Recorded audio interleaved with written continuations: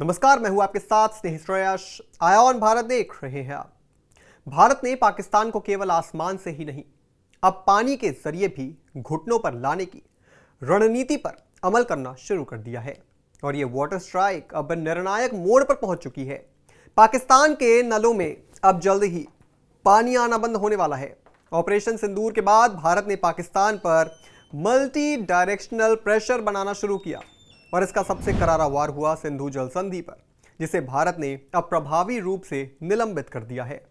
यह वही संधि है जिस पर 1960 में भारत और पाकिस्तान के बीच वर्ल्ड बैंक की मध्यस्थता में समझौता हुआ था। लेकिन अब भारत ने आतंकवाद को लेकर पाकिस्तान की हरकतों को देखते हुए पानी की एक एक बूंद पर नियंत्रण करना शुरू कर दिया है, जिसका असर अब पाकिस्तान की खेती, अर्थव्यवस्था और जनजीवन पर कहर बनकर टूट रहा है।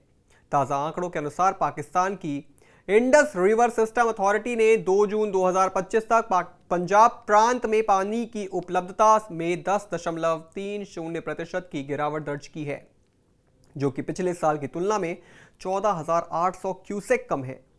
IRSA की रिपोर्ट में साफ इशारा है कि पाकिस्तान की खरीफ फसलें, जिनकी बुआई मई से सितंबर के बीच होती है, अब तबाही के कगार पर है। सिंधु, झेलम और चेनाब नदियों पर आधारित सिंचाई व्यवस्था अब भारत की रणनीति का सीधा शिकार बन चुकी है, क्योंकि भारत ने चेनाब और झेलम के जल प्रवाह को नियंत्रण करते हुए पाकिस्तान को पानी के लिए तरसने पर मजबूर कर दिया है।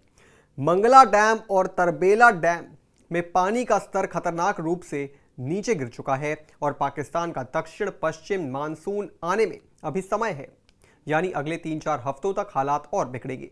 सिंधु बेसिन में पानी की भयावह कमी अब सिर्फ कृषि तक सीमित नहीं रही, बल्कि हाइड्रो पावर उत्पादन पर भी इसका असर पड़ने लगा है, जिससे पाकिस्तान में बिजली का गंभीर संकट आ सकता है। हाहाकार मचना अब तय है।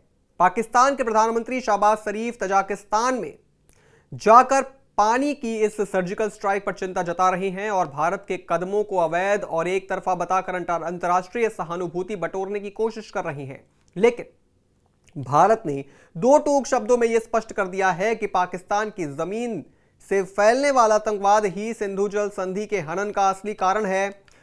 पर्यावरण राज्य मंत्री कीर्ति वर्धन सिंह ने संयुक्त राष्ट्र के मंच से स्पष्ट कहा कि पाकिस्तान को आतंक के बदले पानी नहीं मिल सकता और भारत को अब पूर्वी नदियों रावी, ब्यास और सतलज के जल पर पूरा अधिकार है, जबकि पश्चिम नदियों पर सीमित नियंत्रण भी अब पाकिस्तान की हरकतों के चलते सख्त निगरानी में लिया जा रहा है। भारत ने पाकिस्तान को जल प्रवाह से जुड़े डेटा देना भी पूरी तरह से बंद कर दिया है, जिससे पाकिस्तान के जल प्रबंध तंत्र की रीढ़ टूट चुकी है। यह साफ एक भू राजनीतिक दबाव नहीं, बल्कि पाकिस्तान के लिए एक राजनीतिक आपदा है, जिससे उसकी कृषि चपेट, ऊर्जा संकट चरम पर है। जनता पानी के लिए बिलखती नजर आ रही है। भारत ने पाकिस्तान पर जो ये जल आधारित स्ट्राइक की है, वो किसी मिसाइल से भी अधिक प्रभावशाली सिद्ध हो रही है, बिना बारूद के, लेकिन पूरी व्यवस्था को हिला देने वाली।